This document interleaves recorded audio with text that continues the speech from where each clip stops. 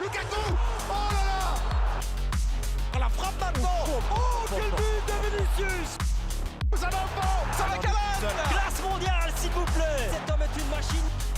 De Bruyne, la voilà le gars. C'est bon pour toi. Monstrueux. C'est pour ça qu'on joue la Champions League, c'est ces matchs-là qu'on aime, qu'on veut jouer, ces matchs où il faut montrer de la personnalité. Mesdames et messieurs, bienvenue à toutes et à tous, bienvenue dans un nouvel épisode du Champions Club, le premier de l'histoire, je pense, au mois de janvier. On débute 2025 avec une belle semaine qui se profile et on est bien accompagné pour pouvoir en parler. Il s'est passé plein de choses.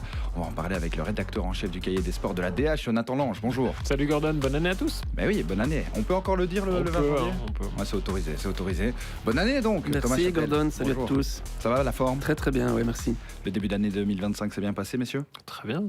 Bien repris, on est chaud déjà, hein. Pas de danger de claquage. Ouais, et on va tout de suite démarrer donc avec ce qu'il ne fallait pas rater, bien sûr, puisque 2024 s'est terminé en folie, vraiment en beauté. Ce qu'il ne fallait pas rater. Ça vous fait quoi d'avoir terminé 2024 avec ce florilège de buts, vraiment? Déjà, ces deux équipes qu'on a vues, elles se sont revues entre-temps pendant les fêtes. Le Barça et le Real, il y a des choses qui se sont passées et le Barça a mis un petit coup sur la tête du Real. Donc voilà, évidemment, ces deux équipes, quand on pense Ligue des Champions, on pense à ces deux équipes-là, le Barça et le Real. Mais c'est pas spécialement les favorites. Ouais, c'est pas spécialement les grandes favorites, et il y en a d'autres aussi qu'on pouvait imaginer voir favoris et qui, c'est toujours un petit peu plus compliqué. Ce sera d'ailleurs. City et le PSG, c'est ça? Ouais, par exemple. On en parlera, évidemment, on parlera bien sûr du Club Bruges, mais d'abord, on va se jeter un petit coup d'œil ensemble sur le programme, celui qui est très alléchant, vraiment, pour cette avant-dernière journée ici, avec bien sûr, mardi, le Club Bruges face à la Juventus, un match couperé, bien sûr. On aura un beau Liverpool-Lille aussi, l'Atlético face au Bayern Leverkusen, bien sûr. Oui, des belles rencontres, hein, messieurs, franchement, mardi, et puis, mercredi, vous le voyez maintenant ici à l'écran. On a du Real Madrid-Salzbourg, mais on a surtout ce Paris Saint-Germain-City, deux équipes favorites qui vont vraiment jouer un match décisif. Ça promet. Ça promet. Ça aurait pu être une finale et ça en est un autre genre de finale. On aura l'occasion d'ailleurs tout à l'heure de pouvoir avoir les petites interventions de Bruno Constant, hein, spécialiste du championnat anglais, pour pouvoir en parler avec nous. Je vous propose donc d'ores et déjà de commencer dans un premier temps avec le classement. Liverpool en tête, Barcelone deuxième à 15 points. On parlait du Real et du Barça. Pour le Barça, ça se passe bien. Pour le Real, vous pouvez le voir ici, 25e. On est très très loin. Non, 20e pardon, pour le Real Madrid. 22e pour Man City. Le Club Bruges, 19e avec 10 points. Ça va évidemment être le sujet, une des grandes pages de cette émission du Champions Club, puisqu'on va tout de suite filer du côté du Club Bruges avec la page No Sweat, No Glory. No sweat, no glory. Eh bien, messieurs, les deux prochaines rencontres qui attendent le Club Bruges, ce sont des fameuses rencontres, John. La première question, elle est assez simple. Est-ce que Bruges peut le faire? On va affronter la Juventus, on va affronter City derrière. Ça va pas être simple, hein. Une victoire contre City, je pense que ce sera bon. C'est vrai qu'on manque un petit peu de repères, finalement, dans cette nouvelle formule. Bruges à 10 points. Quand on regarde le classement, on peut dire qu'avec 13 points, normalement, la place en barrage sera assurée. Sinon, après, il faudra sortir la calculatrice. Mais voilà, c'est le moment pour Bruges de confirmer ses ambitions. Cette victoire contre le Sporting, ils ont eu la chance aussi de prendre le Sporting au bon moment. On sait que depuis, ils ont encore changé d'entraîneur. Mais voilà, il fallait la saisir et ils l'ont très bien fait. Ouais, c'est clair. Thomas, un bilan par rapport à ces 6 premières journées du Club Bruges. Le boulot a été fait, on a la sensation. Plus que fait. Ils s'étaient donné l'objectif des 9 points, ils sont à 10. On leur avait presque certifié qu'ils seraient d'office qualifiés et finalement, ça n'est pas le cas. Donc il y a une petite frustration à ce niveau-là, mais au-delà de ça, ils surfent sur une vague assez impressionnante, que ce soit au championnat belge ou en Ligue des Champions. Nicky Hayem s'est définitivement installé dans le fauteuil d'entraîneur et donc on a un coach bien installé qui a confiance en son groupe au point de faire une rotation presque jamais vue dans notre championnat, encore ce week-end contre le Beerschot, où il se permet de changer plus de la moitié de son équipe sans que ça ait de conséquences. Donc ils sont vraiment sur une grosse confiance. Mais bon, on parlera de l'adversaire. C'est quelque chose, c'est un gros morceau et c'est surtout une équipe qui défend très très bien. Donc pourquoi pas se contenter d'un match nul. Ouais, une belle victoire face au Berscott avec pas mal de jeunes qui ont pu jouer 90 minutes d'ailleurs, mais ce sont les cadres quand même qui ont performé. On parle d'ailleurs des 2 assists de Van Aken qui roulent sur l'eau, vraiment, qui marchent sur l'eau plutôt actuellement. La clé de la rencontre des Brugeois face à cette équipe de la Juventus, qui a vécu une période un petit peu difficile et qui se rassure un petit peu, notamment à l'occasion du dernier match. L'efficacité, Thomas a évoqué le turnover pratiqué par Nicky Hayen. C'est vrai que pour l'instant, on a l'impression que quiconque joue en pointe va marquer.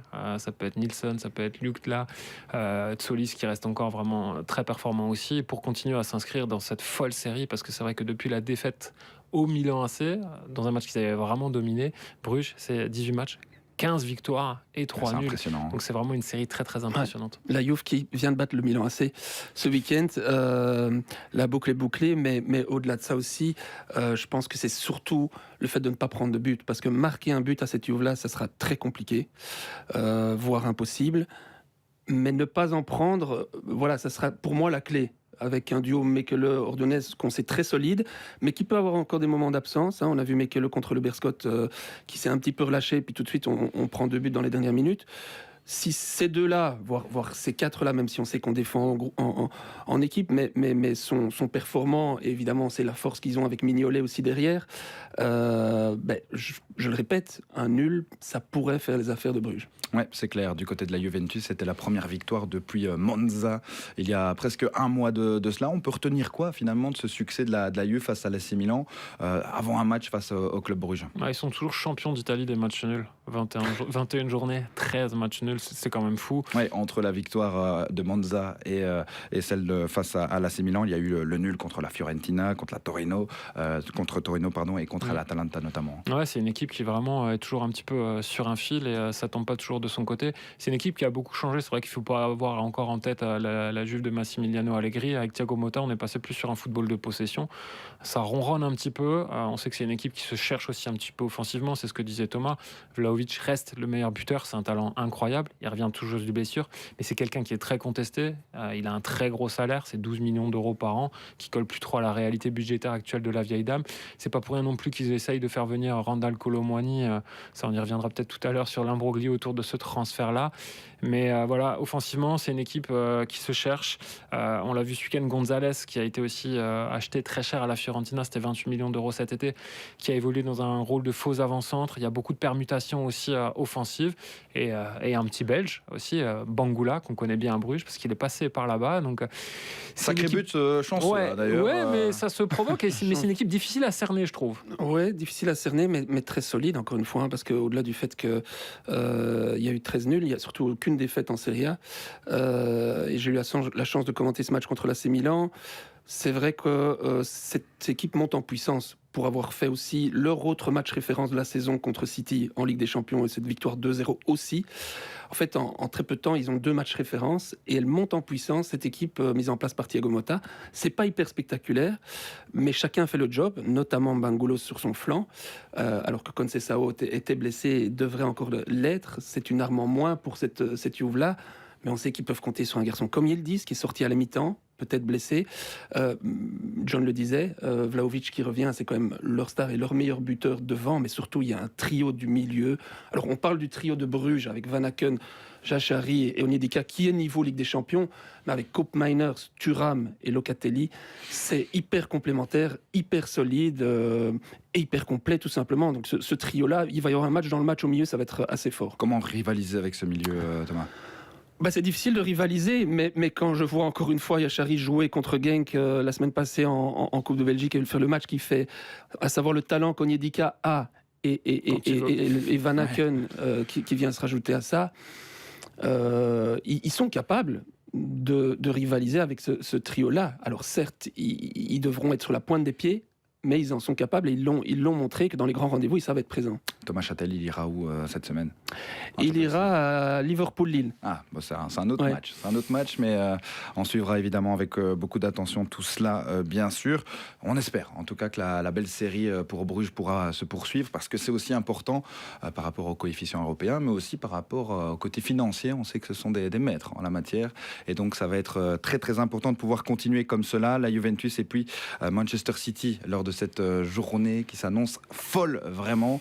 On s'attend à beaucoup de belles choses, et ce sera évidemment sur Pix Plus Sport à l'occasion du Et multi-live. on rappelle, Gordon, que Bruges ne pourra plus compter sur un certain Scovolsen, qui a Eh quand oui. même été une des grosses armes de Bruges, malgré son irrégularité. Donc lui, il est parti pour Wolfsburg. Ça a encore rapporté, vous parliez d'argent, de l'argent à Ouais, Bruges, c'est vrai, qui un n'en beau manque transfert. pas. Un beau transfert. Ils espéraient sans doute le transférer plus, mais vu l'inconstance de ce joueur, je pense qu'ils sont contents de s'en être quelque part débarrassés. C'est bien que tu fais la petite transition par rapport à Scovolsen. Bah oui, un transfert à Wolfsburg, on pouvait s'attendre un petit peu à mieux, peut-être, pour lui, Jonathan? C'est à l'image du garçon en fait, et je trouve que le timing de vente est vraiment le bon. C'est pour pas reproduire un petit peu ce qu'ils avaient eu avec Noah Lang à l'époque. On l'a encore revu sur les images contre le Sporting. Il y a cette séquence où oui, sur sa première accélération du match, il obtient cette passe décisive sur l'égalisation, mais après il coûte quasiment un penalty et il est sauvé par la VAR. Voilà, c'est du Scovolsen tout craché. Quand il avait envie, c'était vraiment le meilleur joueur du championnat. Aucun doute là-dessus, et c'était le facteur X en Ligue des Champions. Mais maintenant, voilà, il était arrivé au bout. Lui, il n'avait plus forcément la tête à Bruges, donc voilà, qu'il soit parti. Puis c'est surtout que Bruges peut tellement retomber sur des forces en présence qui sont énormes. On sait que Jules Glas est revenu en forme, doublé face à Anderlecht récemment, Ouais, il est bien. doublé hein. de Il est Nilsson bien, ce bien. week-end, Solis qui est la régularité même dans cette équipe, même Talbi qui est devenu presque un titulaire en puissance. Donc Scoras. il y a énormément de aussi, possibilités. Scoras a joué ce week-end, il est un petit peu un cran dessous, mais pourquoi pas? Il faudra une grande défense, à mon avis, du côté du club Bruges, et surtout un milieu capable donc de rivaliser avec celui de la Juventus. Messieurs, c'est assez simple, hein. L'immanquable de la semaine, il est facile à trouver dans ce magnifique programme. C'est évidemment le match entre Manchester City et le PSG, Manchester City, qui se rendra hein, donc au Parc des Princes. C'est évidemment l'immanquable de la semaine. L'immanquable. Comment va Manchester City en 2025, messieurs? Mieux. Ça semble en tout cas Ouais, être le cas. avec cette C'est pas si difficile. Non, c'est clair, ils étaient vraiment tombés bien bas, mais c'est vrai que cette victoire 6-0 sur le terrain d'Ipswich, relativisé, Oui. ça reste une équipe promue qui joue pour se sauver en première ligue. Mais voilà, ça fait du bien au moral quand même des Citizens qui semblent quand même portés par une dynamique un peu plus favorable, on va dire ça comme ça. Bon, il y a aussi le mercato qui est un petit peu plus long. Ça bouge. On a vu d'ailleurs la prolongation d'Erling Haaland. Pas encore de nouvelles par rapport à Kevin De Bruyne. On en parlera. Un petit point sur le mercato, peut-être, Jonathan, Ouais, alors de déjà, Manchester City. On sait que du côté de Manchester City, ça va bouger essentiellement défensivement. Ça a commencé avec le départ de Kyle Walker qui se profile vers l'AC Milan et l'arrivée de deux jeunes joueurs, des jeunes défenseurs centraux, gros potentiel.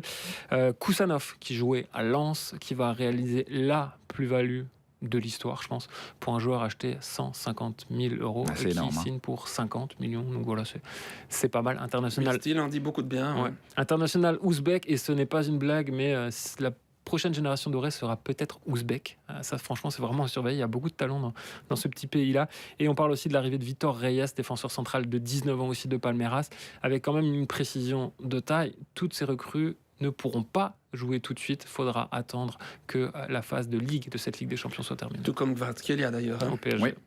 Ouais, c'était un des tout gros transferts 70 qui a millions. été annoncé là, hein, du côté du Paris Saint-Germain. Ça faisait longtemps d'ailleurs qu'il n'y avait pas eu un transfert aussi ronflant du côté du PSG. Voilà, la question elle est assez simple côté Manchester City. Comment on est arrivé à cette situation-là, 22e avec seulement 8 petits points en Champions League. C'est compliqué. En Première Ligue, on le voit, il y a un petit peu de mieux, mais ça a été très difficile aussi. On est hors du top 5 hein, pour le moment pour Manchester City. Voilà, la question elle est simple. Comment City se retrouve dans cette position On en a déjà beaucoup parlé. Oui, on en a beaucoup parlé. Je pense que voilà, Guardiola a sa part de responsabilité. Il l'a évoqué récemment en disant qu'il avait sous-estimé le fait qu'il aurait sans doute fallu renouveler un petit peu ce groupe et que la direction du club lui avait même suggéré en début de saison. Il n'a pas voulu aller dans ce sens. Et c'est vrai qu'un peu à l'image d'un Kevin De Bruyne, on a senti des joueurs qui étaient plus capables de reproduire les prestations qu'ils avaient apportées. Gundogan, même chose, qu'on avait fait revenir de Barcelone. Et des garçons comme Grealish ne sont pas capables de tirer un groupe. Donc ça fait beaucoup de monde. Et puis surtout, il y a une défense qui a pris l'eau. Il y a une défense qui a pris 9 buts en 6 matchs en Ligue des Champions. Il y a eu le traumatisme face au Sporting Lisbonne et à Feyenoord, on vient de le voir, qui ont fait beaucoup de tort à cette équipe au niveau de la confiance. Ils ont perdu leur repère. L'image de ce début de saison et de ce première moitié de saison, c'est quand même Guardiola qui, après le match de Feyenoord, pète un plomb. Qui se blesse en sang sur le banc. Et qui représente tout le malaise qu'il y a eu là à City. Alors on le disait, ça va mieux à l'image du duo belge, qui se remet à marquer, à donner des assists. Doku, De Bruyne, ça va un peu mieux. À relativiser parce que la pente n'était pas encore si élevée que celle du PSG. Donc ce sera pour moi le crash test ici, début de saison. Ils sont capables de se relancer parce qu'ils sont quand même, mine de rien, dans le top 4 en Première Ligue. Il ne faut plus rêver au titre, mais ils ont encore un coup à jouer. Ouais, il y a une vraie porosité défensive. Thomas le disait, l'année où ils gagnent la Ligue des Champions, sur les 13 matchs de leur campagne, ils encaissent 5 buts seulement. En fait, quand on pense au jeu de Guardiola, on pense souvent à des belles envolées offensives, à des actions construites, à une touche de balle, mais c'était défensivement. Ils gagnent la Ligue des Champions avec 4 défenseurs centraux quand même derrière. Donc c'est ça qui était quand même très costaud à l'époque. Et je rejoins Thomas, finalement, je trouve que le plus dur pour un entraîneur, c'est peut-être pas de gagner, mais c'est de se séparer des joueurs avec lesquels il a gagné. Et là, on sent que Guardiola, il a eu du mal avec ça. C'était le cas avec Klopp. Liverpool a vécu une saison de transition avant de changer et on voit maintenant tout ce que Arne Slot a réussi à mettre en place. Mais c'est vrai que du côté de City, c'est un petit peu plus difficile de mettre ça en place. Et cette porosité défensive, on la retrouve aussi dans la gestion de leurs rencontres. Parce que ce qui leur est arrivé là contre le Feyenoord, ils l'ont vécu aussi contre Brentford en championnat. Avant, quand ils menaient au score, de toute façon, défensivement, ils étaient tellement costauds, ils privaient l'adversaire du ballon qu'ils se disaient « c'est bon, c'est fait, le match est plié ». Alors que là, ils n'ont plus aucune certitude. Et mentalement, c'est difficile aussi de faire le switch. On ne reviendra pas sur l'élément qui a tout changé, c'est quand même la blessure de Rodri. Donc, aussi, il faut aussi voir ça sous cet angle-là. Et le fait qu'on n'a pas anticipé à City un plan B pour Rodri, comme il n'y a pas de plan B pour Haaland depuis le départ d'Alvarez. Ouais, c'est clair, c'est important de le souligner. J'ai eu la chance, messieurs, de pouvoir rencontrer Bruno Constant la semaine passée, avant le match d'Ipswich, donc c'est important de le souligner. Et forcément, on a parlé avec lui de ce qu'on appelle l'essoufflement Guardiola, et pour lui, ça n'existe pas. On l'écoute. Non, parce qu'un essoufflement ou un déclin, ça serait valable sur plusieurs saisons. Faut rappeler qu'ils ont été champions d'Angleterre la saison passée, au prix d'une course au titre avec Liverpool et Arsenal, qui a été fantastique. On avait dit la même chose d'Alex Ferguson quand ça se passait mal à United et à chaque fois il rebondissait. On dit la même chose de Jürgen Klopp quand il a eu ses saisons un peu compliquées où il se retrouvait 6e, 7e, son équipe avait du mal et à chaque fois il a rebondi. Et pour moi Guardiola c'est la même chose. On peut pas descendre Guardiola comme je l'entends un peu à droite à gauche alors qu'il a offert 6 titres sur 7 à Manchester City. Enfin pour moi c'est un des meilleurs entraîneurs du monde et sans doute de l'histoire. Et il est juste face à on va dire une hécatombe de blessures qu'il a jamais eu à Manchester City. Et là, pour le coup, alors ils ont commis des erreurs, forcément. Les clubs qui sont dans cette situation-là commettent des erreurs. Mais pour moi, reporter la faute sur Guardiola ou dire qu'il arrive au bout de quelque chose, qu'il y a un déclin, moi, j'y crois pas. Visiblement, il y a aussi quelque chose qui l'a bousculé un peu plus que d'habitude. On sait qu'il y a des problèmes dans sa vie privée qui sont un peu compliqués à gérer. On l'a appris assez récemment. Peut-être que ça a un impact, un plus gros impact qu'on pouvait imaginer. Il était arrivé la même chose à Jürgen Klopp au moment du Covid, la saison qui avait suivi le Covid. Il avait perdu sa maman et à l'époque on le savait pas, mais ça avait eu un impact énorme sur sa gestion humaine de son groupe. Toujours important évidemment de pouvoir relever ces points-là aussi. Intéressant d'écouter Bruno, que ce soit lorsqu'il est dans les stades, mais également lorsqu'il est à l'hôtel et qu'il n'a pas un meilleur endroit que ses propres toilettes pour pouvoir nous répondre. Mais évidemment toujours très disponible Bruno. Mais oui, d'accord, on ne peut qu'être d'accord avec ce que Bruno dit, Thomas. Oui, mais on l'avait évoqué aussi dans les différentes émissions sur Pix Plus Sport et l'aspect psychologique de coach comme Guardiola. Et tout ça est primordial et n'est pas toujours pris en compte parce qu'on n'a pas toujours tous les éléments. Et en effet, la vie privée fait partie de l'équilibre d'un coach qui lui-même rend cet équilibre à son équipe. Donc voilà, oui, c'est clair que ça entre en jeu. Bon, si défaite il y a forcément l'élimination. Quelles sont les conséquences d'une élimination pour City, selon toi, Jonathan ? Ça restera quand même comme une énorme déception que de ne pas retrouver cette équipe-là dans les 24 meilleurs. Je veux dire, c'est juste ce shift-là qui est important de faire. Avant, quand on parlait de qualification pour les huitièmes, on parlait des 16 meilleures équipes d'Europe. À la limite, on pouvait le concevoir sur une espèce de saison de transition. Mais on pensait tous que dans cette nouvelle formule de la Ligue des Champions, que les plus gros allaient être d'office au rendez-vous. Et on se rend compte que c'est pas forcément le cas. Hein. City n'est pas le seul, le PSG est dans le cas aussi, le Real aussi, c'est un peu plus compliqué. Rien n'est encore acquis pour ces équipes-là. Mais c'est vrai que Bruno le disait, c'est une équipe qui a dominé la Première Ligue comme personne n'avait jamais dominé la Première Ligue. Mais en Ligue des Champions, voilà, je suis désolé, ils en ont entre guillemets gagné qu'une. Et je trouve qu'il manque encore à ça pour définitivement établir la dynastie de Manchester City. Thomas, dans le même ordre d'idée? Ce serait un cataclysme. Et ça donnerait en tout cas de l'eau au moulin à ceux qui ont pensé à cette nouvelle formule. Parce que voilà, on n'a pas encore assez de recul et il faudra en voir 2, 3 pour voir si c'est vraiment la formule qui fait en sorte qu'il peut arriver des surprises comme celle-là. Mais si on arrivait à perdre le PSG et City, qui ne seraient pas dans le top 24, ce serait assez incroyable, qui sont les deux plus grosses puissances du football européen. Ouais, totalement imprévisible. On écoute l'avis de Bruno, qui ne partage pas tout à fait le même avis que vous. C'est intéressant.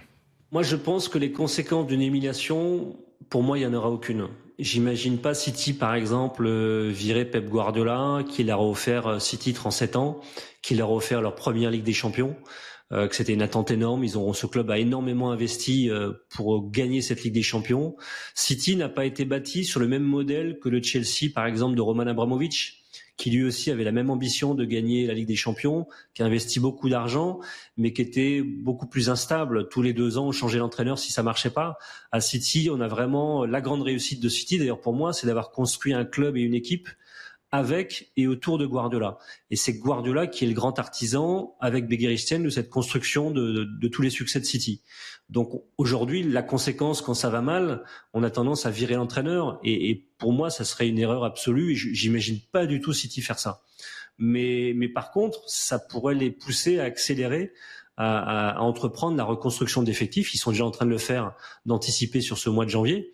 Mais pour moi, il y a beaucoup plus grave, par exemple, pour City, qu'une élimination du club en Ligue des Champions.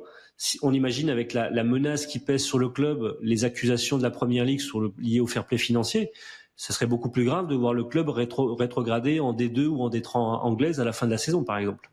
Oui, le vrai danger est bien là aussi. En plus de cette élimination, c'est important d'en parler. On revient évidemment sur le côté sportif aussi, avec tous ces éléments-là qui doivent peser sur le moral, sur les performances aussi. Ça ne fait aucun doute. On doit aussi parler évidemment du retour de De Bruyne, mais aussi de 2 joueurs très très importants qui ont pas mal de responsabilités. On parle de Savinho, de Doku. Quelle est la responsabilité de ces 2 joueurs-là dans ce City-ci ? Ouais, Jérémy Doku, je trouve que c'est un petit peu un mystère. On l'a vu encore un très bon ce week-end contre Ipswich, mais je me suis un peu plongé en fait dans ces données. Depuis le début de la saison, c'est 21 matchs, 4 buts et 5 passes décisives. J'ai volontairement retiré le festival qu'il fait contre Salford, parce que pour moi c'est un match de cup contre une équipe d'une division inférieure, et ça n'a pas forcément d'impact. Et l'an passé c'était un peu la même chose. Il a des stats qui sont corrects. En 44 matchs, il met 6 buts et il délivre 11 passes décisives. Ouais, avec un début qui avait été spécialement tonitruant. Voilà, mais en fait, c'est concentré sur certaines périodes. Sur ces 44 matchs, il a été décisif dans 10 rencontres seulement. On sait qu'il est capable d'éclair, mais il a besoin de régularité. Moi, j'ai envie de voir la tempête de Jérémy Doku sur tout un match et sur plusieurs matchs d'affilée. Et je trouve que voilà, sa marge de progression, elle est encore là. Et Savinho offre un autre profil aussi à Pep Guardiola. Et on est dans un grand club. On a besoin d'avoir 1, 2, voire 3 joueurs à chaque poste pour justement les sortir de leur zone de confort. Et c'est une concurrence qui peut justement l'empêcher de se croire installé et qui peut le pousser encore à progresser pour gagner en régularité et surtout pour être efficace, parce que pour l'instant, il lui manque un peu plus d'épaisseur au niveau des stats. On doit encore entendre beaucoup plus de Doku et peut-être aussi de Savinho, Thomas. C'est clair que si on compare aux autres grands clubs avec des garçons comme Yamal ou Salah, il n'est pas à cette hauteur-là. Pour moi, il doit passer 1 voire 2 paliers encore dans sa carrière. Il aurait déjà pu l'être, selon toi, Thomas ? Ça commence par rester fit plus d'une période de 2 mois. Ça commence par ça chez lui. On le savait déjà quand il était à Anderlecht et ça n'a pas changé. Donc s'il n'y a pas ça, c'est impossible d'avoir cette constance dont John parle. Et puis il lui faut des matchs références à un très haut niveau. Et là, je parle d'un match comme contre le PSG. Le problème, c'est est-ce qu'il va recevoir la chance contre le PSG? On l'a dit, Savigno a pris du galon entre-temps, et lui, il va peut-être pas laisser passer cette chance-là. C'est sûr que du côté de City, on n'a pas eu assez de joueurs qui faisaient les différences sur les côtés. Grealish a déçu, Foden a eu un énorme trou d'air, et donc ça fait en sorte que City se retrouve là. Ouais, parce que Grealish, il a quasiment pris sa retraite depuis la nuit à Istanbul où ils ont gagné la Ligue des Champions. Honnêtement, il a plus fait grand-chose depuis. Foden, il veut Il jouer n'a pas marqué en 2024. Non, voilà, c'est ça qui est complètement Grealish. fou. C'est dingue. Hein. Foden, lui, il veut jouer dans l'axe. Il le dit, il le répète. Silva, on ne sait pas trop comment il est utilisé aussi. Et il commence un petit peu aussi à faire son âge. Et après, j'en reviens à Jérémy Doku. En fait, on est dur avec lui parce qu'il a un tel potentiel que forcément les attentes sont élevées. Mais c'est entre guillemets de sa faute. Mais c'est vrai que trouver un match référence de Jérémy Doku face à une grande équipe, même chez les Diables, on avait eu des bribes quand il était arrivé contre l'Italie et ce fameux quart de finale perdu, ou là contre la France en Ligue des Nations aussi, mais à l'arrivée, il n'y avait pas grand-chose de concret. Ouais, c'est clair, c'est clair. Je vous propose d'écouter Bruno et son avis, notamment sur la responsabilité de ces deux joueurs. On les attendait déjà un petit peu depuis le début de la saison. Savigno, je trouve, a répondu à ces attentes-là. Il est en train de confirmer ce qu'il faisait en Espagne la saison passée. Il se montre de plus en plus impactant par ses dribbles, par ses passes décisives, par ses centres, son entente notamment avec Erling Haaland. On attendait ça aussi de Jérémy Doku, parce qu'il est là depuis 1 an et demi, parce qu'il a vécu la première année soi-disant d'adaptation avec Pep Guardiola. D'ailleurs, il a fait une très bonne première partie de saison. C'était un peu plus compliqué sur la deuxième partie de saison. Malheureusement, il est un peu plongé avec les autres. Quand l'équipe allait mal, il a plongé aussi. On peut pas lui en vouloir. C'est un jeune joueur. Il a encore peu d'expérience au très très haut niveau. Mais c'est vrai quand il était arrivé, il avait apporté sa fraîcheur. Et je trouve qu'il a un peu perdu de cette fraîcheur. C'était un garçon qui ne réfléchissait pas quand il recevait le ballon. Et c'est ce qui manquait parfois à Manchester City, sur les côtés. Et c'est quelque chose qu'on a eu du mal à retrouver cette saison avec lui. Donc, mais voilà, on va pas leur faire porter cette responsabilité à ces deux jeunes joueurs, alors qu'ils sont censés apporter juste de la fraîcheur offensive sur les côtés de l'attaque de City. Oui, toujours important évidemment de souligner cela. Il y a la responsabilité qui doit certainement retourner du côté d'un Kevin De Bruyne, qui est vraiment la pierre angulaire de cette équipe et qui marche de nouveau pas mal. On l'a vu, il a su répondre aux attentes dernièrement. Un Kevin De Bruyne qui fait du Kevin De Bruyne à nouveau, c'est peut-être la clé aussi. Quid de son avenir par contre, puisqu'il y a encore pas mal de rumeurs, pas de prolongation. On l'a tantôt prolongé, tantôt en partance. On a des nouvelles par rapport à ça, John ? On sait qu'il veut attendre et qu'il joue la montre. C'est vrai qu'il a franchi un cap avec cette 300e passe décisive depuis le début de sa carrière. Il a repris le brassard aussi et il va le reprendre vu que Walker n'est pas là. Mais c'est ce que je disais tout à l'heure. Se pose la question peut-être de la fin de cycle pour lui aussi à Manchester City. Ils ont beaucoup gagné avec lui. Est-ce qu'il ne sera pas le moment de tourner un petit peu la page aussi? Et même pour son corps, parce que c'est souvent ça qu'il a rattrapé ces dernières années. C'est cette instabilité physique au niveau notamment de ses ischios. Ouais, autant au début du dossier, je pense qu'on pouvait dire que c'était lui qui jouait la montre, autant je pense que c'est plus le club maintenant lui-même qui se pose les questions de savoir est-ce que l'avenir de Manchester City va encore avec celui de Kevin De Bruyne. Et je pense que ces derniers temps, c'est compliqué pour lui aussi d'enchaîner avec son corps. Et je le vois mal encore continuer une saison avec 70 matchs à ce niveau-là. Moi, j'ai peur que ce soit sa dernière saison à City. Oui. Ouais, Bruno Constant qui nous disait d'ailleurs à l'interview lorsque je l'ai rencontré que De Bruyne méritait une sortie par la grande porte et donc on espère en tout cas que ce sera possible et surtout on espère qu'il restera encore du côté de Manchester City pour de nouveau écrire de belles histoires. Terminé avec City, on va aller du côté du PSG avec la question des réseaux pour Thomas Châtel. La voici donc du côté de Manchester City et de PSG. La grande question tout simplement c'est de savoir quelle est l'équipe qui est dans la situation la plus délicate, Thomas. Moi, je crois quand même que du côté du PSG, on est quand même le moins à l'aise. Et je trouve que la gestion de Luis Enrique ne fait rien pour arranger les choses. On a peut-être un coach qui ces dernières semaines essaye de se retenir dans cette communication qu'il a eue depuis son arrivée au PSG, hein, qui était finalement très, très compliqué, je trouve, qui avait tendance à amener plus de désordre que d'ordre. Et donc, pour moi, c'est là que je sens qu'il y a beaucoup moins de stabilité, alors que c'est vrai qu'il n'y en a pas beaucoup non plus à City, hein, mais on a quand même l'impression qu'on a un entraîneur qui tient un petit peu plus les rênes d'un groupe. Ouais, c'était toute la grande question, hein, du côté du PSG, pouvoir gérer ce groupe de joueurs. Voilà, Luis Enrique, on le connaît parfois un petit peu dur, parfois un peu têtu, mais le PSG est quand même dans un sacré problème, la face à un sacré problème, 25e du classement, donc actuellement en Ligue des Champions, seulement 7 points, pas le droit à l'erreur, tout comme City. Luis Enrique, ça peut être le coupable de cette situation-là en Champions League? En tout cas, il est illisible dans ses compositions d'équipe, dans ses choix, parce qu'à la différence de Guardiola, qui maintient quand même une certaine structure, aller en trouver une au PSG avec Luis Enrique, on a l'impression que c'est un peu une caricature et qu'il veut surprendre à chaque fois.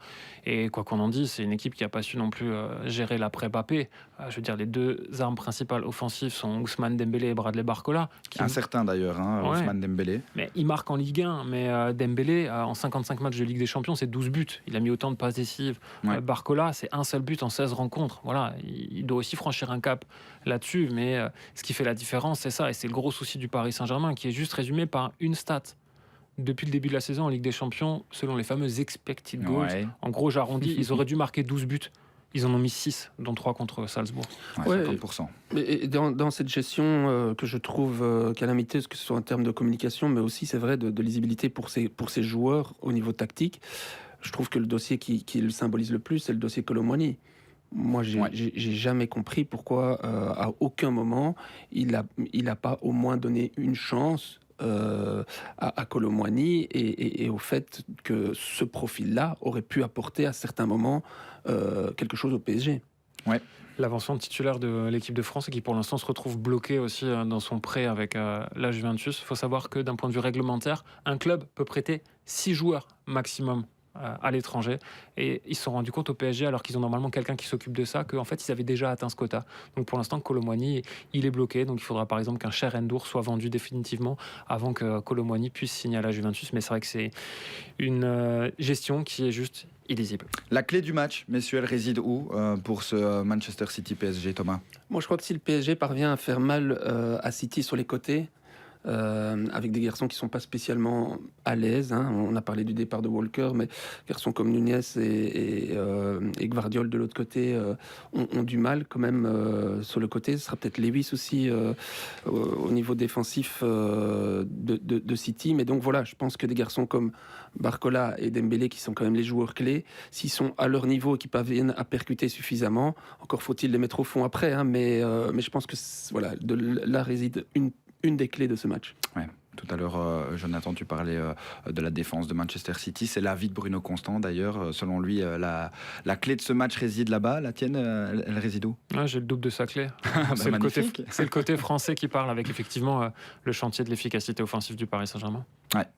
Ça promet en tout cas pas mal d'incertitudes. Par contre, il y a une certitude qui est tombée il y a quelques heures, quelques jours maintenant déjà, c'était le week-end passé. On va ouvrir notre page Royaume, notre page noir, jaune, rouge, avec la grande information qui est tombée donc le week-end dernier. C'est le limogeage de Domenico Tedesco. Noir, jaune, rouge. Alors oui, Domenico Tedesco n'est officiellement plus l'entraîneur de nos Diables Rouges. Un bilan difficile, ça avait bien démarré. Et puis, il y a eu cette fameuse histoire du brassard, hein, du Brassardgate, comme on l'appelle.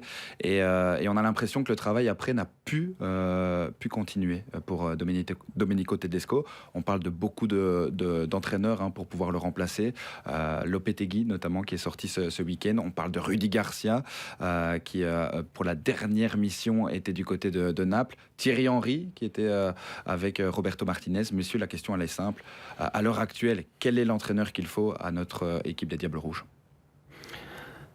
Il n'y a pas de profil idéal, mais le profil idéal pour moi, il est pris, et je l'ai déjà dit, c'est Philippe Clément, parce que je trouvais qu'il cochait le plus de cases. Et il avait en plus l'aspect retour à un Belge pour un coach de notre équipe nationale qui connaît aussi très très bien Manhart, hein, puisqu'ils ont travaillé ensemble à Bruges. Donc il y avait beaucoup de choses qui allaient, mais voilà, vraisemblablement, ce n'est pas possible. Il est à Glasgow, il veut rester à Glasgow. Et c'est surtout 5 millions si jamais il venait à être démis de ses fonctions, parce qu'il avait prolongé son contrat jusqu'en 2028 en début de saison. Donc voilà, en effet, les profils qui ont été cités sont peut-être ceux qui peuvent apporter le plus avec un garçon comme Lopetegui en tête. Pourquoi ? Parce qu'il sait ce que c'est de travailler dans une fédération. Hein, il l'a fait chez les jeunes en Espagne. Il a travaillé avec l'équipe première espagnole très peu de temps, hein, puisqu'il a été limogé juste avant la Coupe du Monde, après s'être engagé avec le Real. Mais voilà, je pense qu'il a la carrure de quelqu'un qui pourrait, par exemple, faire revenir un Courtois et qui pourrait encore écouter un garçon comme Lukaku et De Bruyne, au contraire de certains autres profils, peut-être, pour lesquels ce serait plus compliqué. Et encore une fois, par rapport aux deux autres que tu as cités, hein, Henry et Garcia, je pense qu'il a cette expérience en plus en équipe nationale qui fait de lui peut-être le candidat numéro 1. Ouais, Henry, donc, qui était avec Roberto Martinez, on connaît forcément très très bien les joueurs, hein, du côté de Thierry Henry, puisqu'on a travaillé au plus proche avec Romelu Lukaku, avec De Bruyne, avec Courtois, avec Tielemans. C'est pas le candidat favori, Jonathan ? En fait, il connaît beaucoup les anciens. Mais il faut assurer la transition. C'est ça le problème. Il ne faut pas oublier que Domenico Tedesco, il a lancé plus d'une vingtaine de joueurs. Donc je pense que le nœud du problème se situe là. Rudy Garcia, on sait qu'il avait déjà été candidat en 2016 pour succéder à Marc Wilmots, mais c'est Roberto Martinez qui lui avait été préféré. Julen Lopetegui, je trouve que ça a toute la fausse bonne idée. Je m'explique. Effectivement, il coche beaucoup de cases. Il a de l'expérience en club parce il est aussi passé par Séville. Au Real Madrid, il n'est pas resté longtemps. Oui, il a de l'expérience en sélection. Mais l'Espagne, c'est la sélection la plus particulière du monde parce que c'est la seule sélection au monde qui a une vraie identité de jeu. Il pouvait s'appuyer aussi sur une philosophie, notamment mise en place au niveau du FC Barcelone. Je suis désolé, est-ce qu'on peut, avec la qualité des défenseurs centraux belges, se permettre de se dire on adopte une philosophie à l'espagnol en relançant propre de derrière? Voilà, j'ai quand même des gros doutes. Et concernant le mode de fonctionnement un petit peu de Vincent Manhart, on sait qu'il aime bien cloisonner. Et je ne serais pas surpris qu'il y ait un autre nom qui sorte dans les prochains jours et que ce soit l'heureux élu. Ouais, quoi qu'il en soit. Et donc ton profil idéal ? Parce que c'est ça aussi. Je suis d'accord avec toi. C'est peut-être pas l'idéal, mais va falloir trancher. Va falloir trancher. Non, honnêtement, pour l'instant, Détroit, ouais, c'est compliqué. Honnêtement, c'est vraiment compliqué. C'est le maître mot. J'ai du mal à sortir un nom, honnêtement. C'est le maître mot, c'est compliqué. Il y a quelque chose qui est moins compliqué, qui est super facile pour un certain Jonathan Lange. C'est lorsqu'il nous fait part de sa magnifique diction pour nous raconter ses belles histoires. C'est la séquence, donc, de la belle histoire. La belle histoire. Qui est au sujet aujourd'hui, vraiment quel joueur as-tu choisi ? Edon Zegrova, que Thomas va voir de ses yeux cette semaine, parce que sur le papier, le vrai sommet de cette avant-dernière journée de Ligue des Champions, c'est Lille-Liverpool, c'est le 8e qui reçoit le premier, et surtout qu'avec le LOS qui s'est payé le Real, l'Atlético, et qui va affronter son 3e cadre, on pourra avoir une vraie machine à dribbler qui s'appelle donc Edon Zegrova. Un chiffre, contre la Juve, il a tenté 14 dribbles en un match, c'est plus qu'Alex Teclac durant toute sa carrière, et c'est de quoi faire honneur à son surnom flatteur, c'est le Messi du Kosovo. Thomas Châtel, le Garincha de Woluwe, valide la comparaison. Alors quand on est originaire des Balkans et qu'on voit le jour en 1999, souvent c'est loin de la patrie. Et Zegrova, lui, il est né en Allemagne où la famille était réfugiée à cause de la guerre.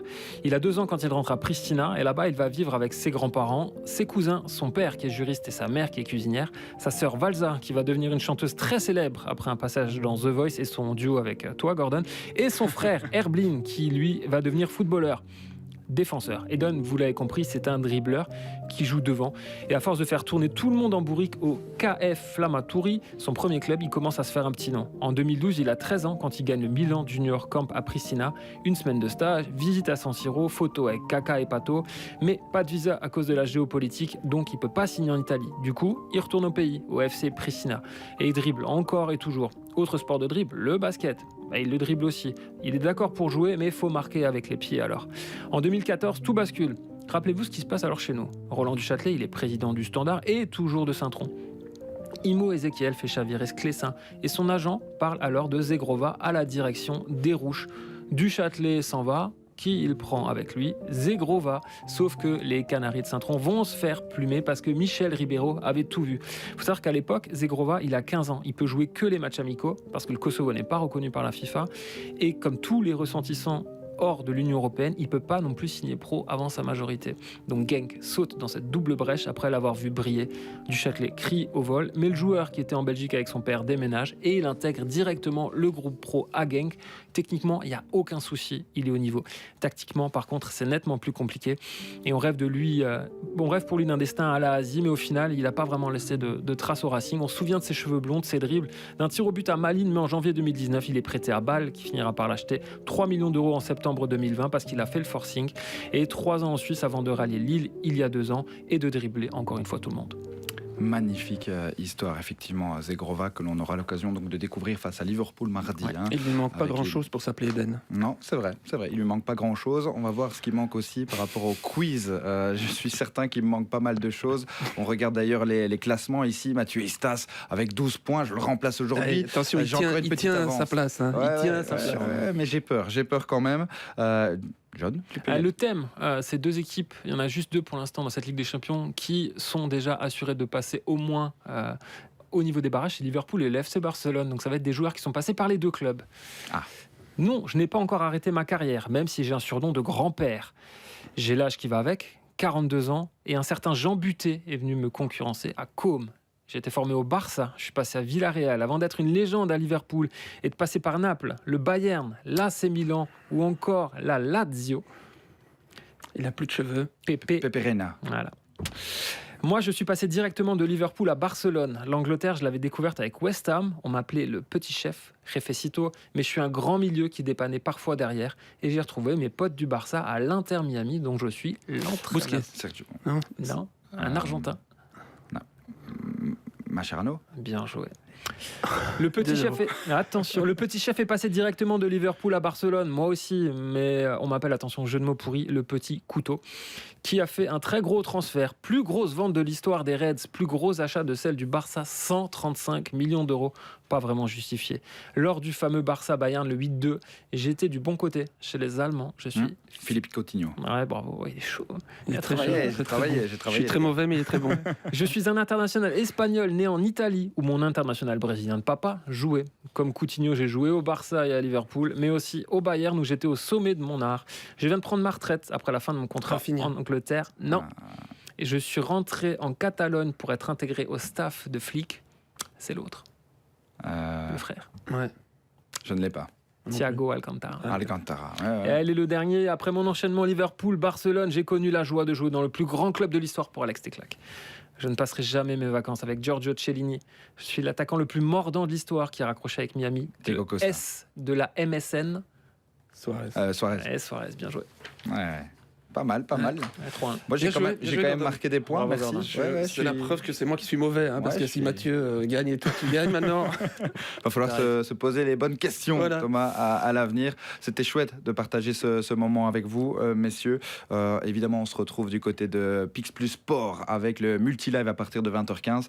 Mais je laisse la parole à Jonathan pour clôturer cette belle émission, puisqu'on a justement un hommage à adresser à l'un de nos plus fidèles téléspectateurs. Ouais, je sais qu'il nous regardait tout le temps avec son frère Rodrigue, à qui on pense très fort. C'est Ivan Bénin, coach à Saint-Michel, club où est aussi actif Thomas.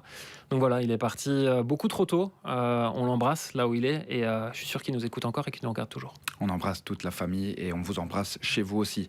Merci à toutes et à tous. Merci les gars. Merci beaucoup. C'est parti pour cette magnifique semaine.